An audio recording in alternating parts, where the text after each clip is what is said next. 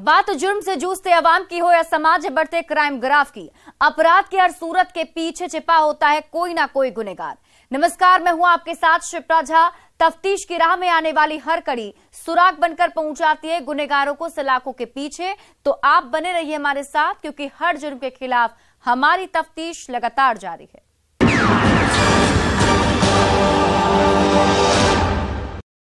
वो दलितों का नेता था, भीम आर्मी का संयोजक था, समाज में लोकप्रिय था। 13 अप्रैल की शाम अपने घर पर था और उसी दौरान मौत ने उसके दरवाजे पर दस्तक दे दिया, जिसे वो भांप नहीं पाया, क्योंकि कातिलों का तरीका एकदम नायाब था। मौत का फरमान लेकर आए चारों युवकों ने दलित नेता राकेश पासवान को पैर छूकर पहले प्रणाम किया, आशीर्वाद लिया और उसके बाद कमर से पिस्टल निकालकर चारों ने राकेश को टारगेट करते हुए दनादन गोलियां चलाना शुरू कर दिया, जिससे पूरा इलाका थर्रा उठा। जिस किसी ने भी बचाने की हिम्मत जुटाई, बदमाशों ने उस पर भी अंधाधुंध फायरिंग की और देखते देखते राकेश की लाश बिछ गई। चारों अपराधी आंखों से ओझल हो गए और परिवार में कोहराम मच गया। हत्या के बाद आक्रोशित लोगों ने जमकर बवाल काटा है, तोड़फोड़ किया है। खबर मिलते ही पुलिस भी मौके पर पहुंची और मौकाए वारदात से मौत और खौफ का खाली खोखा बटोरकर तफ्तीश में जुट गई है। लेकिन अब तक कातिलों का कोई सुराग हाथ नहीं लगा है। देखिए इस रिपोर्ट में प्रणाम से लेकर प्राण लेने तक की पूरी कहानी। भीम आर्मी के संयोजक की हत्या से हाहाकार।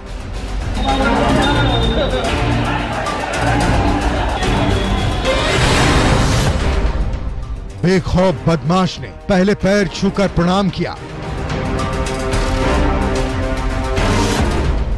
फिर राकेश पर की गोलियों की बौछार।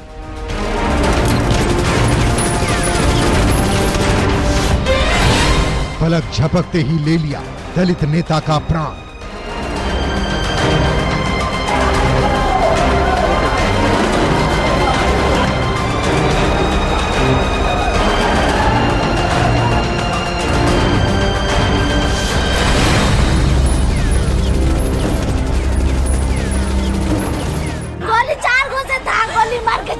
कहाँ पे गोली मारा? पीठी सब पर मार दिया है, सब पर गोर लग गया। गोली कथी से आया था? 2 चक्का से था। नाम राकेश पासवान, संयोजक भीम आर्मी। हत्या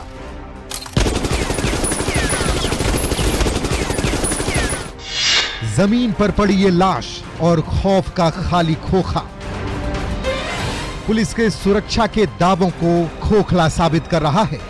खाकी के इकबाल को मुंह चिढ़ा रहा है, डीजीपी के गुरु मंत्र को मुंह चिढ़ा रहा है, पुलिस वालों की साख पर बट्टा लगा रहा है, जिसे बेखौफ और बेलगाम बदमाशों ने खुली चुनौती देते हुए अंजाम दिया है और वैशाली जिले के लालगंज थाने इलाके के पंचदमिया में खूनी खेल खेला है। तस्वीरों में दिख रहे दलित नेता राकेश पासवान को गोलियों से छलनी कर मौत के घाट उतार दिया है, जिसके बाद से जिले में कोहराम मचा हुआ है।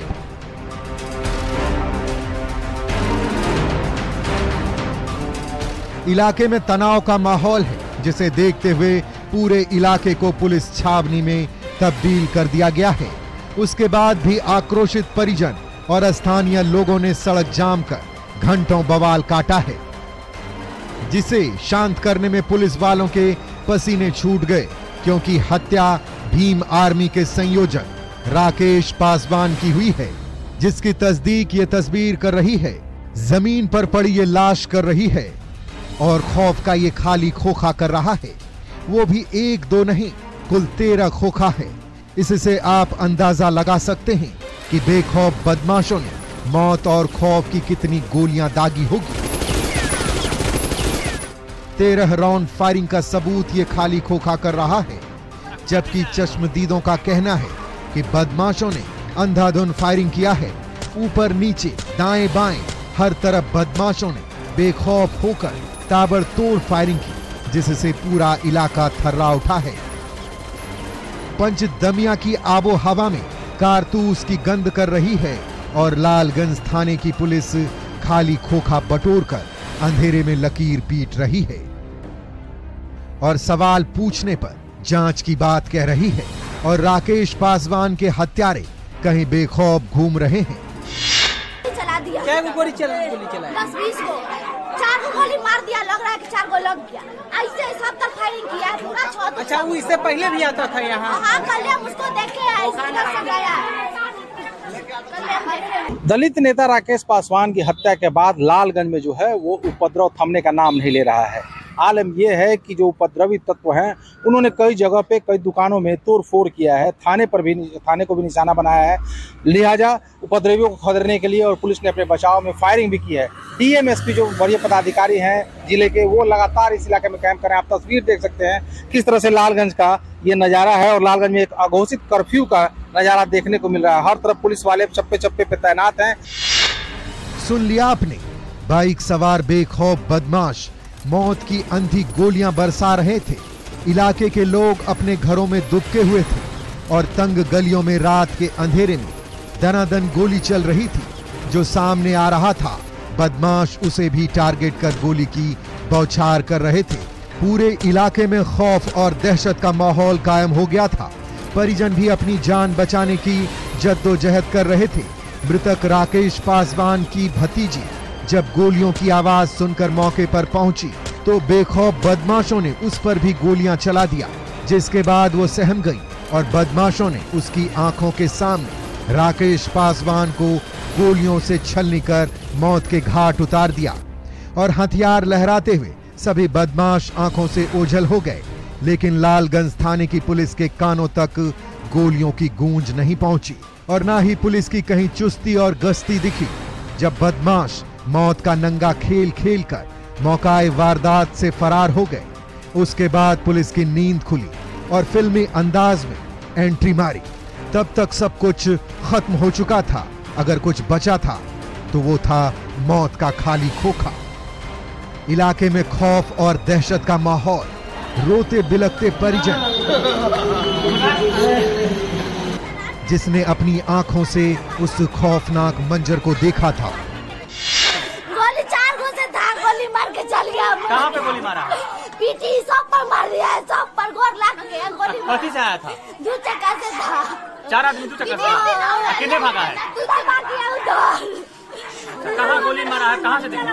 हम दराल पे तो देखे कि गोली चल रहा था, दौड़ के आए तो हम झाड़ू लेके मारने के लिए किए हैं कि हमारा केस पापा के कौन मार के जाएगा तेरे कुत्ता, तो हमरा पर गोली चला दिया। हमारा केस मुकेश पापा पर। आप पे भी गोली चला? हाँ, हम सूत गए। हमारे पापा पर, मुकेश पापा पर, सब पर गोली चलाया। उसके बाद परिजन भी सहम गए। चारों बदमाश मौत और खौफ की अंधी गोलियां दागते हुए आंखों से ओझल हो गए। राकेश पासवान की हत्या की खबर जंगल की आग की तरह इलाके में फैल गई। देखते देखते मौके पर लोगों की भीड़ जमा हो गई। परिवार में चीख पुकार और चित्कार की आवाजें गूंजने लगी। परिजन आनन फानन में अस्पताल लेकर पहुंचे, जहां डॉक्टरों ने राकेश को मृत घोषित कर दिया। इसी दरमियान लालगंज थाने की पुलिस भी मौके पर पहुंच गई और खोखा बटोरकर मामले की तफ्तीश में जुट गई। लालगंज थाना अंतर्गत कल संध्या 5 बजे पचगनिया गांव में राकेश पासवान नाम के एक व्यक्ति की गोली मारकर हत्या कर दी गई थी। इसकी सूचना प्राप्त होते ही सदर एसडीपीओ के नेतृत्व में एक एसआईटी का गठन कर दिया गया है। इसको तुरंत उद्धरित कर लिया जाएगा, साथ ही दोषियों को पकड़ भी लिया जाएगा। बताया जाता है कि मृतक राकेश पासवान पर लालगंज थाने में 2 मामले दर्ज हैं। लालगंज थाना कांड संख्या 18/13 थाना फूंकने को लेकर मामला दर्ज किया गया था। वहीं दूसरा मामला कांड संख्या 232/16 मारपीट को लेकर लालगंज थाने में दर्ज किया गया था। राकेश 2020 लालगंज विधानसभा क्षेत्र 124 से निर्दलीय उम्मीदवार भी रह चुका था। राकेश की 2 बेटी और एक छोटा बेटा है। मौत के बाद से परिवार में कोहराम मचा हुआ है, लोगों में भारी गुस्सा है। ऐसे में सवाल यह है कि राकेश पासवान की हत्या की साजिश किसने रची थी? राकेश की हत्या की स्क्रिप्ट किसने लिखी थी? पैर छूकर प्रणाम करने वाले चारों बदमाश कौन थे? राकेश की हत्या के पीछे चारों का क्या मकसद था? ये चारों किसके कहने पर हत्या करने आए थे? क्या राकेश की राजनीतिक रंजिश में हत्या हुई है? अगर नहीं तो राकेश पासवान की हत्या के पीछे का सच क्या है? फिलहाल पुलिस इन्हीं सवाल का जवाब तलाश रही है और अपनी नाकामी पर पर्दा डालने की कोशिश कर रही है। अनुसंधान की बात कह रही है और खोखा बटोरकर राकेश पासवान के कातिल तक पहुंचने की कोशिश कर रही है, जो अब तक नाकाम साबित हुई है, जिसे लेकर लोगों में भी भारी आक्रोश है। स्थानीय लोग पुलिस की कार्यशैली पर सवाल खड़े कर रहे हैं और कह रहे हैं कि जिले में बदमाश बेलगाम है, पुलिस खूनी वारदात रोकने में नाकाम है, जिसे लेकर अब सियासत भी शुरू हो गई है। ऐसे में देखने वाली बात यह होगी कि पुलिस कब तक मर्डर की अनसुलझी गुत्थी को सुलझाती है और राकेश पासवान के कातिल को जेल की सलाखों में पहुंचाती है, हत्या के पीछे के सच से रूबरू कराती है। न्यूज़ 18 के लिए वैशाली से प्रफुल्ल कुमार के साथ ब्यूरो रिपोर्ट। वो अपनी बीबी को किसी गैर मर्द के साथ देख लिया था। उसके बाद से वो अंदर ही अंदर घुट रहा था और बीवी की बेवफाई उसे खाए जा रही थी। जब उसे कोई दूसरा रास्ता नहीं सूझा तो उसने बेडरूम में अपनी बेवफा बीवी का कत्ल कर दिया और अपनी बीवी के खून से अपना हाथ रंग लिया, जिसके बाद पूरे इलाके में सनसनी फैल गई। घर के बाहर लोगों का हुजूम उमड़ पड़ा और स्थानीय लोगों ने कातिल पति को पकड़कर पुलिस को सौंप दिया, जो खुद अपना जुर्म कबूल कर रहा है और कह रहा है कि बीवी को बेवफाई की सजा मौत दी है। देखिए इस रिपोर्ट में बीवी के कत्ल के पीछे की पूरी कहानी और कातिल सुहाग का कबूलनामा। पति ने लिखी बीवी की मौत की स्क्रिप्ट, पत्नी को दगाबाजी की सजा दी मौत और बेडरूम में कर दिया बेवफा बीवी का कत्ल। हत्या के बाद सलाखों में पहुंचा सन की साजिश।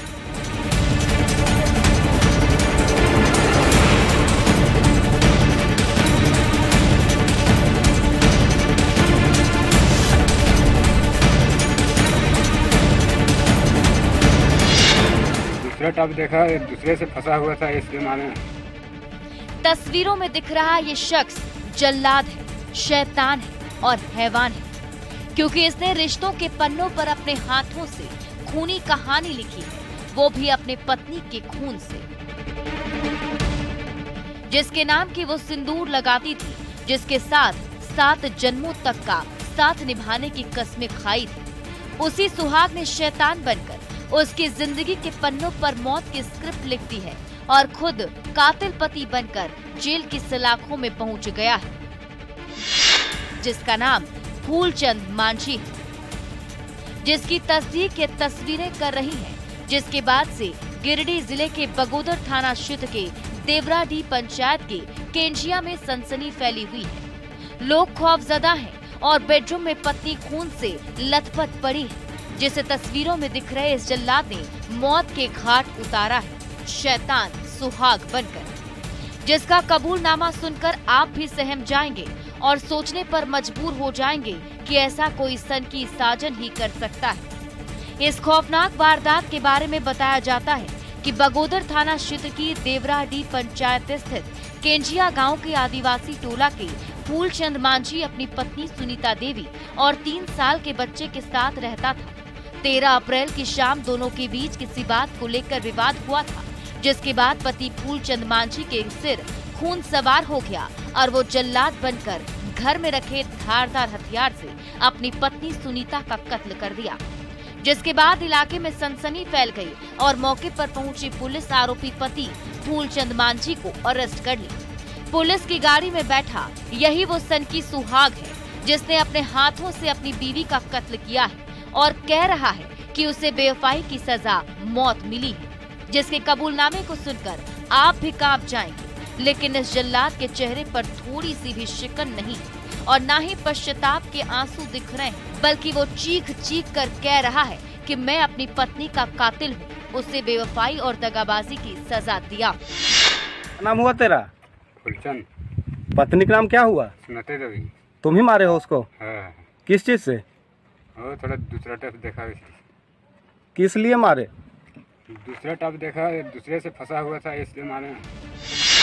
सुन लिया आपने, मृतक सुनीता का पति खुद अपना गुनाह कबूल कर रहा है और कह रहा है कि मेरी पत्नी का किसी गैर मर्द से संबंध था। मैं उसे रंगे हाथ पकड़ चुका था, जिसके बाद उस खौफनाक और डरावनी वारदात को अंजाम दिया।